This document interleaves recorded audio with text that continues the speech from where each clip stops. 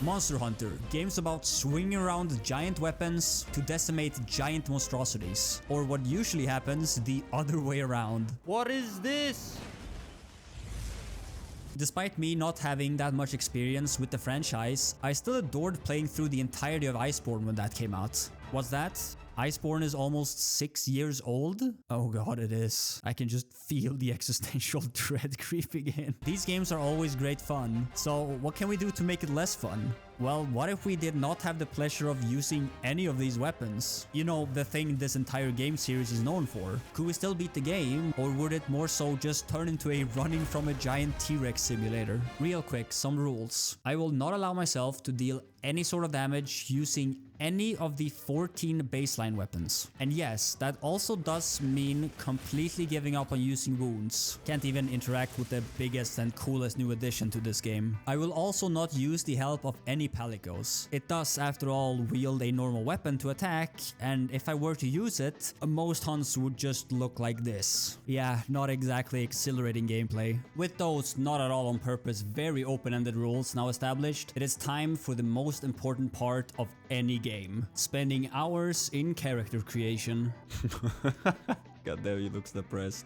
I picked some very fitting names that both definitely fit the character limit perfectly, and after getting flashbanged by the game, we are then immediately thrown into the way too intense intro sequence. I'm gonna be the least useful person ever here. Do I have to? What if I just don't? She's fine. She'll be fine, right? Turns out the game is lame and you are kinda forced to save this child here. I know, terrible. At least it only requires us using our hook slinger, one of the few tools that we still have at our disposal this run. Aim and fire slinger. What if I just don't? Oh no! Oh no! And after having a giant rock crush them all to death, don't worry, I'm sure the guild authorized that, we get to pick from all the amazingly cool weapons that Monster Hunter is known for. Just too bad that we are not allowed to use any of them. The only one which might do anything is Hunting Horn, since this one can apply some fairly useful temporary buffs to us. But as you will see, even this will barely get used. Time for the first mission, beating up this frog guy. Kinda wish that was me. I mean, what? It does not get any more tutorial than this. This guy sorta just stares, barely even attempting to hurt us. But without any way of hurting it, I was already in trouble. The small tutorial box we start trapped in does not really help us either. I would need to look elsewhere for some other solution to this problem. Let's see what's actually like here. I can't leave. That is kind of unfortunate. Unfortunate indeed. The actual reason we cannot leave is that the quest has not actually started yet, as the game is still trying to teach us how to, well, hit the monster. Something which I naturally was failing at spectacularly. So to get into the actual quest, we just have to get past the tutorial, which would take longer than expected. It consists of a solid 20 pop-ups, each one giving you a solid 30 seconds in between. Why can't you turn these off? I don't know, but it's fine. Just a mere 10 minutes of engaging gameplay later. Average challenge run gameplay right here. And we can finally leave this area, immediately running into our first environmental hazard.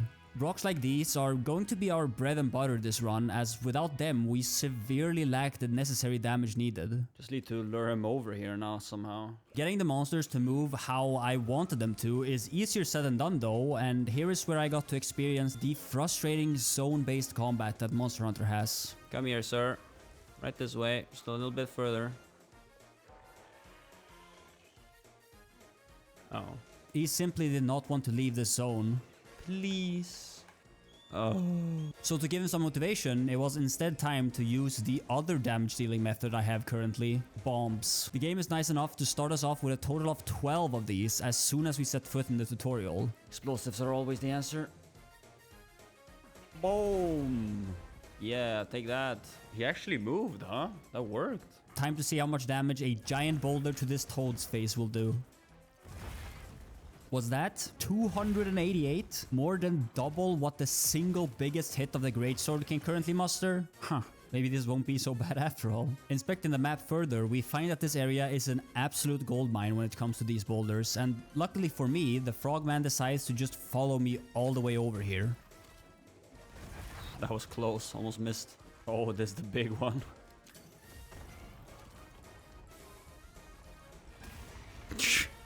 Holy shit.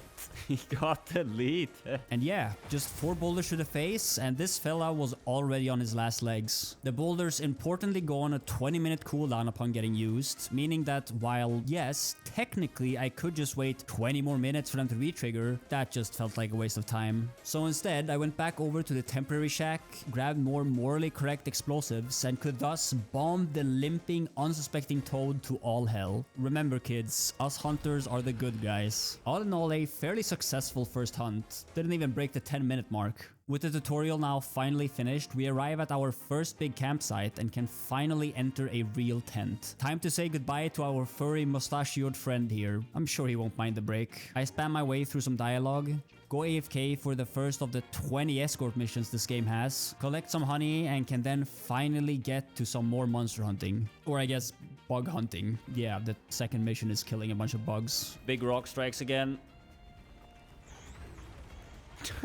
That will never get old.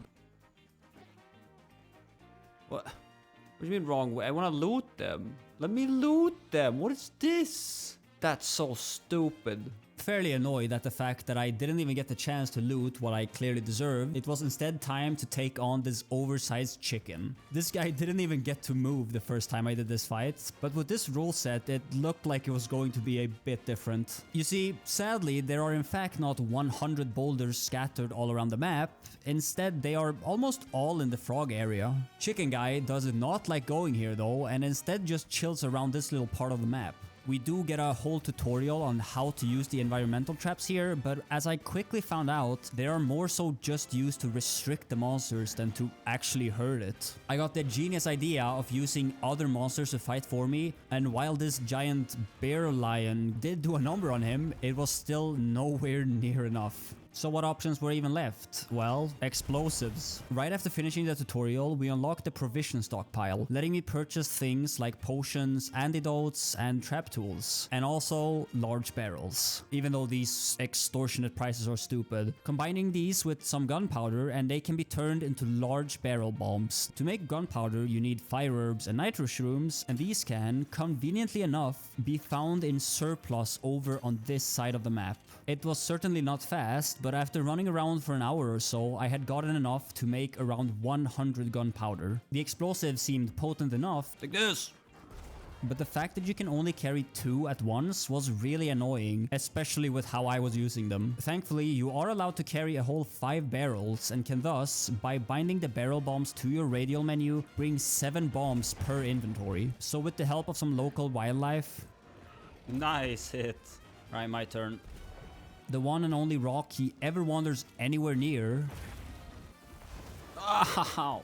and a solid 43 bombs, Oh, he's dying. Wakey, wakey. this bird got put down. Let's see this timer. Was that? It almost took 20 minutes for one of the easiest fights in the game. This is gonna be a fun one. I was also already running out of gunpowder. You know, the thing I farmed a full hour for. So time to do it again, I guess. Finally, continuing on with the story, we get to move on to the forest. A nice change in environment, or that is what I would like to say, but just look at what environmental things we have to work with here. You see any? No? Me neither. Sure, we get things like these poison cups, Yeah, get poisoned. but considering that poison in this game is absolutely terrible, it won't help too much. Wait, is that it? What? He took like 70 damage from it. That's so bad. At least the fight is not too bad. Lala Ballerina mostly likes just bouncing around, doing nothing, almost always letting me place down 2 bombs before attacking. So with some nice help from a few hornets, Enjoy these guys. Yeah, get them. That's a lot of damage they're doing, actually. Holy. and a turf war later, He body slammed him. it was quickly dying. Not too bad, all things considered. After this fight, we finally got the tutorial on how to create new weapons, and while I did as it said, this is the one and only time I will be changing weapons. Wait, are you telling me that there's been a botanist set all this time and I could have just saved myself half the farming time? I'm not that smart, am I? Next up is this shitty monkey, and I mean that literally. Since he's so keen on throwing feces around, I decided to do the same and use some Donk pods. These can be shot at any monster and will have them run away to a different zone, both being useful for breaking combat to restock my explosive stock, but also for getting them away from completely empty areas like this one he spawned in and over to new spots. And would you look at that, right into a giant boulder. Oh nice, another hornet nest. These hornet nests are actually really useful if they don't just get killed immediately. So to keep them alive, we just need to make sure to time it with a flash pod. And with this, despite some minor hiccups... Ow. My god, why is he so good at timing it? Since he loves fighting right outside the one and only pop-up camp we have currently, I was able to capture him in as little as 14 minutes. Speaking of camps, we can now put them down wherever we like, which will be very useful soon enough. Next up, Balahara, the annoying worm from the tutorial. I did attempt to get him moving with some dog pods here, but he seemed to be completely immune to them. I guess he does spew this disgusting mucus every 2 seconds, so maybe he doesn't mind the smell of shit either. He does have some very annoying tail pokes. Damn, every time. And this crazy sand move. What is this move? But all in all, thanks to a pop-up camp I could place nearby, which lasted an entire 2 minutes. No! You piece of shit! Now we have to run all the way again. That's amazing. And some help from this local toad. 10 damage! 24! Nice! This hunt was the smoothest one yet. Can you knock these? Oh, you can knock these down while he's on them. Nice! Who knew it would be so effective to just bomb the monsters? Woo! The things that were going less smooth though is what was happening in the village as we arrived at Doshugama. Oh hey, it's the boulder I've used a dozen times already. Jesus. After following the pack for a while, eventually we arrived out in the open. And here is where I got to learn about something fun. See, in some parts of this game, like right now, you are counted as being on a mission instead of a quest. These usually have a specific goal, like in this case, getting the alpha's attention, which sounds fine, but for some reason you can't use any barrel bombs in these. It simply just does not work. This meant that I now somehow had to get the alpha's attention without them. So after aimlessly running around for a minute, I spotted these stone pods laying around. Shooting them at the alpha let me do a massive 1 to 2 damage when I managed to hit, that is. Usually it just got blocked by the herd. Needless to say, I never got its attention and failed my first quest. This is gonna be a hard one.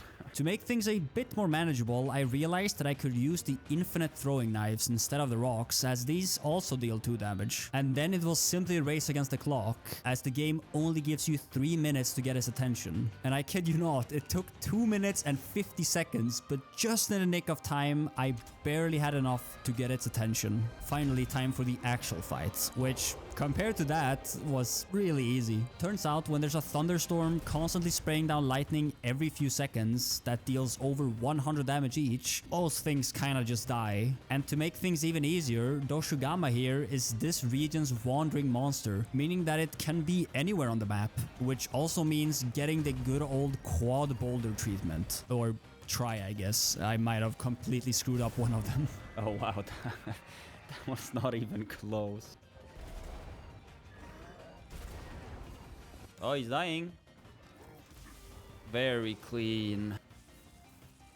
Whoa, that transition. Whoa. Holy... Wait, what the fuck just happened? Why does the game look 50 times better now? Why didn't they start with this? Hello? At least I can spend hours farming virtual plants in the sun now, inside my room, behind my curtains, devoid of any light. With the village now saved, I finally got to customize my bird. I shall call him Red Horse, because he is red and a horse. Wow. Next up is the first actual tough encounter this game throws at us, Uthduna. This guy, to be honest, was a bit above my pay grade. My bombs had at this point, with their 80 damage, started to get severely outscaled by the monster's health. And seeing as I had spent my life savings on explosives and not upgraded my armor a single time, it was going to get rough. Oh, that damage. Help! Thankfully though, this is also the first quest where Olivia forcefully joins us with her giant hammer. This is not something you can control, as she will always be here even if you leave and come back. And Olivia, well, she is kinda way too strong. This fight should have been very hard, considering I almost got one shot. But while I was busy failing to even hurt him with 7 bombs, she was completely demolishing him. I kid you not, every single time he either lost his cool water scales or transitioned areas, it was not because of the bombs. I was never even there. She was just beating him up all by herself. Oh, there he goes. I guess good job, Olivia. I'm not even doing anything. Wait, can you bring the entire dam down? Oh my god, you can. This is about to be amazing. 1,000! That is a dozen bombs right there. Oh, there it is! The first wound break this entire playthrough. Well, I messed that up completely. What? Huh? Unfortunate. First card to play through, and it was to the smallest wave ever. Anyway, yeah, this fight was basically over, and just a few more bombs, or bonks I guess, did the trick. Another region saved from the ugly grain filter. Oh hell yeah, it's sunny out. Whoa, that does look very cool. At this point, as I said, my bombs had clearly outstayed their welcome. I needed better bombs. I needed mega barrel bombs. Bigger, better, stronger. They are the same as the normal barrel bombs, except mega. These can be made in 2 ways. The first one actually technically being accessible as soon as you get to the forest. In this pond over in area 16, there are, after all, 3 gunpowder fish, easily caught with a net. But the reason I had not done this is that it is kinda just really annoying to do. Sometimes the fish are not there, sometimes they just don't respawn. It just felt unnecessarily annoying. So instead, I elected to wait till we got to the next region, which is where we're going right now. Welcome to Azus the Everforge. As soon as we arrive, after spamming through some dialogue and ignoring any quest, I beelined straight over to Area 15, as this room contains Devil Blight mushrooms. Well, I guess this is my new home for the next few hours. This room has a whopping 9 of them, which with the help of the botanist skill becomes 18. There we go, 400 shrooms. That should be more than enough for some time. I'm single-handedly keeping these vendors rich. Time to try them out on our next monster, Rompopolo. Damn, they're big. 300? Ah! Oh my god, I almost killed myself. Bit more bombs. I've been ordered. Ooh. Maybe monkey guy can help. Hello. Holy sh... This guy just can't catch a break, huh? Yeah, it turns out that when you more than double the damage you deal with a strategy that was already winning in 10 minutes flat, the monsters kinda just roll over and die. Easy enough. Who's next? Oh, this guy. Ray Dao is by far the hardest fight yet, and this time we won't have a maniacal hammer player by our side to carry us. His tail slaps hurt. His wings really hurt. Oh my god, that damage. And that is not even to mention his built-in ray gun. Oh shit. Ow! Oh my god. It was a real struggle at first. Hey man, I could use some help here. I guess not. But eventually, I did realize that all his super dangerous attacks were made from the air, and the bigger they are, the harder they fall. Since we can carry 3 flash pods, that is a free triple stun on Ray Dao, combining this with the fact that I can simply equip the Ghillie Mantle to escape death, and this otherwise impossible encounter suddenly becomes way more manageable. Easy roll. Oh shit! Just take a step forward! Ray Dao down in 18 minutes. Not too bad all things considered. Nice. Next up is another spider. I'd like to say that it went well, but considering this was the first thing that happened... Let's go, Spider-Man. Oh my god, I didn't eat! maybe not so much. The room this fight starts in contains a whopping 4 sleep toads, letting me sleep him 4 times in a row. Sleep. Go to sleep. Go to sleep. And that is basically all that this one wrote. Why is there so many of them? Easiest fight yet, I dare say. Next we have Harabami. And yeah.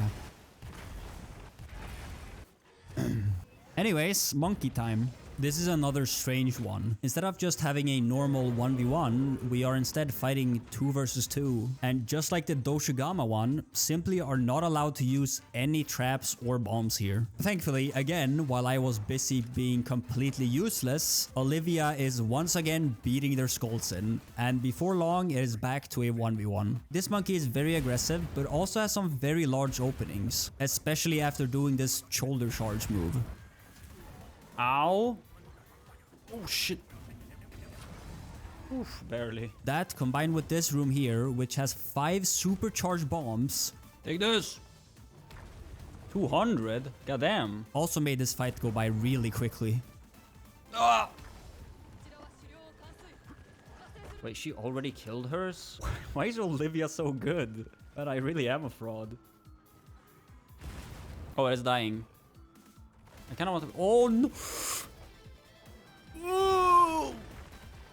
Holy, that was a cool attack. What was that? This monkey fight is really important though, as after beating it, it is finally time to create an armor set. No other stat so far has really done anything for us, but the monkey set here is the one and only in the game which comes with Bombardier. This skill goes up to level 3 and increases all damage of our explosives by a massive 30%. I could immediately make 2 of the pieces, but the final one needed a marrow, which has an extremely low 5% drop rate. Needless to say, I had to hunt a few monkeys. I missed. Ah. Just give it to me. But eventually I got there. Marrow, yes. Oh, I'm free. With level 3 Bombardier, our bombs now deal 195 damage each. Wow, I went from looking completely normal to looking like some bad anime villain. What is this? With my new big booms, it is time to take on the Black Flame. This squid is the final monster in this region, but unlike the previous 2, he was really quite easy. Boom! 195 per bomb, that's pretty good. Big openings, Ow. really easy to stagger, no super hard hitting attacks. Oh my god, I'm gonna die. This was just the kind of fight I was looking for. See if we can blow up the frogs. Go frogs! Thinking about it some more, it very well might have been because I 10 times my defenses and doubled my damage, but that's besides the point. Wait, he's dying already? Holy shit, this is so effective. Ah! That's a big attack. Oh, that went 20 times better than I thought it would.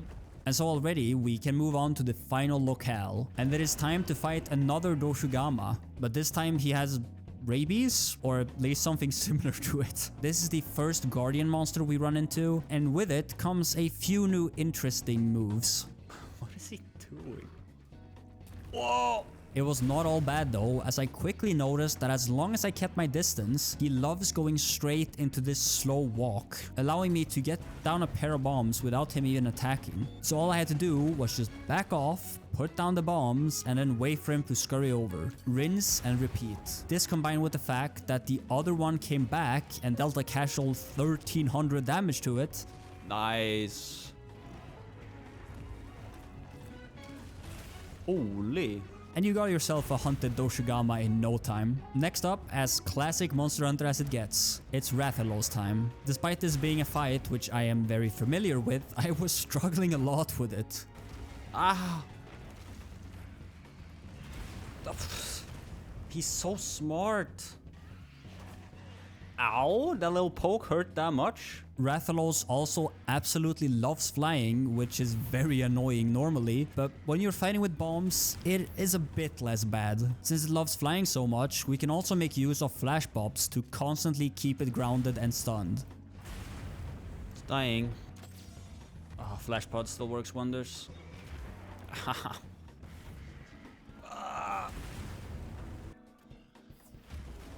No! I got greedy there and got punished for it. Has to be it, surely.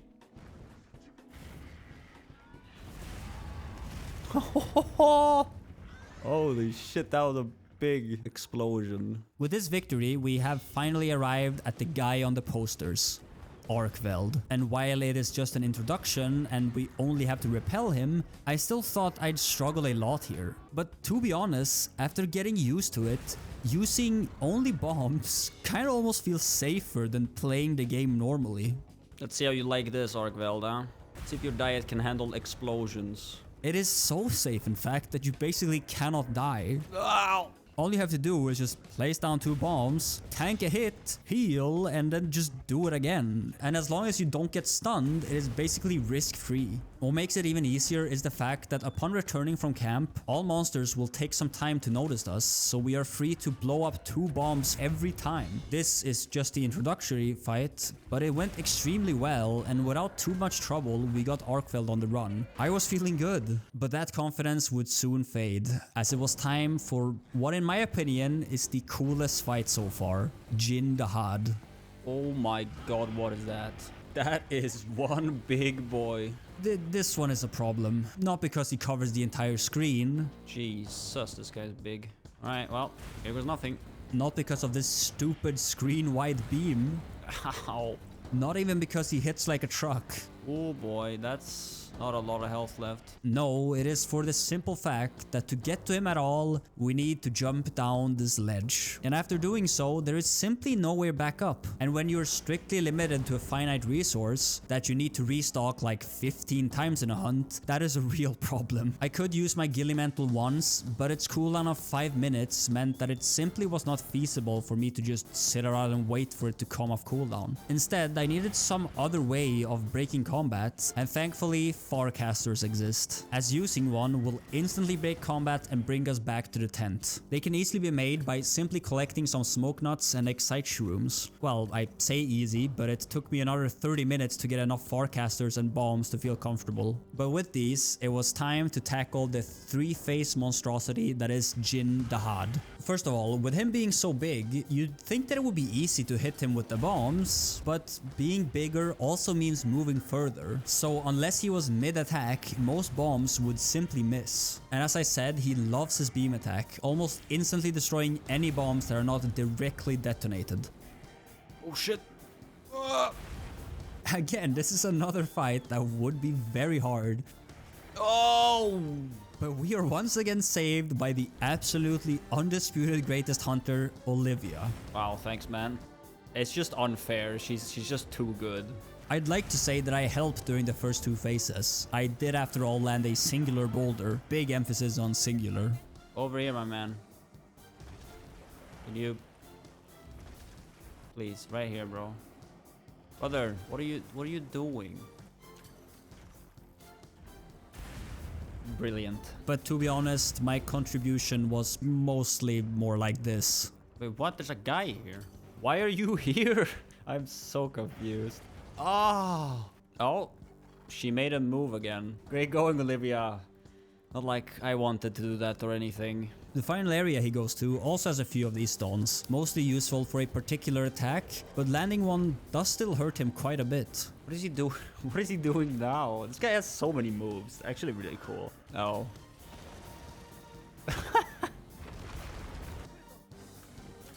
What do you mean it's coming? Cover? What, you mean these? Oh, what is this absolute nuke that's about to hit me?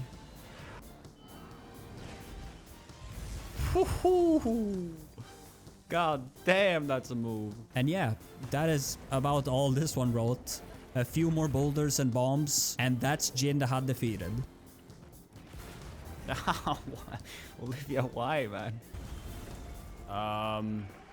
I'm out of rocks. Oh, saved by the game. Oh. Thanks, Olivia. Very cool. Time for a short distraction to the elf village. What the... Hello, who is this? Why is she 4 meters tall? That does look delicious. I'm hungry too. Why? Why must you do this to me, game? Oh, I'm ordering food now. Yeah, fuck this. Skipping through some more dialogue, and we are now on the home stretch, where we immediately get approached by another old friend. Yeah, Odogaron is back. Not sure what to say here that I haven't already. I immediately missed. Wow, excellent start. Good job, me. It's just an ebony Odogaron with slightly bigger booms. I kinda just ended up getting manhandled for 15 minutes straight. Jesus, he's so aggressive. And my solution to it was just tanking through all his attacks with the bombs, which worked surprisingly well. Don't you dare miss again.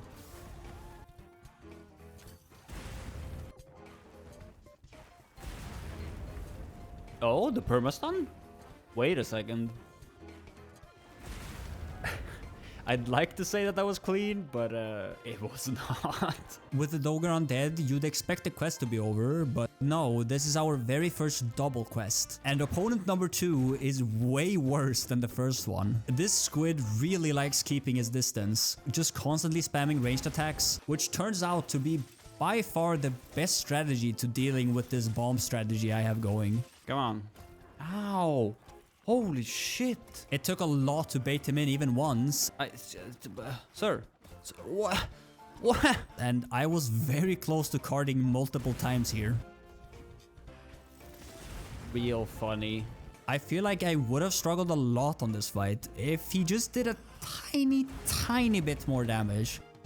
Oh, he's at the bombs. This is my domain. Ah! Okay, maybe not. But I somehow always managed to live through the onslaught on a single health. Wait, I'm dead. I'm dead. Ooh. Head broken. More bombs. More. Permastun him. Okay, thank God that's over. And so finally, we have gotten to the flagship monster. The guy on the box art. It was finally time to fight Arkveld. What's that? I'm out of bombs again? For the 10th time? I need to farm for another 30 minutes? Anyway, yeah, Arkveld. We have been teased with this fight before, but taking on the real thing is another story entirely. Still though, to say that it was hard would be an overstatement. This playstyle is just too safe. The fact that just 2 rounds of bombs usually are enough to get him to leave, combined with our newly acquired Rocksteady mantle, making us basically completely immune to dying for 90 seconds, and you got yourself a fight which should be hard, but really isn't. Ow. Ow. Oh, I'm dead. Okay. Fair enough.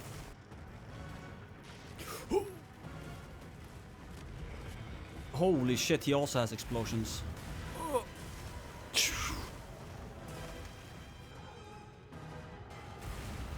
This guy hurts. Oh, and it's dying. It's so safe.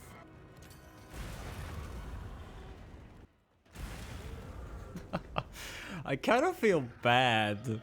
He didn't get to fight anyone. He just fought bombs. With Arkveld down, I could finally make myself some actually useful armor. Nice. It also looks stupid, but maybe it's better than the other one. Should I upgrade my weapon too? Maybe I'll go back to this one.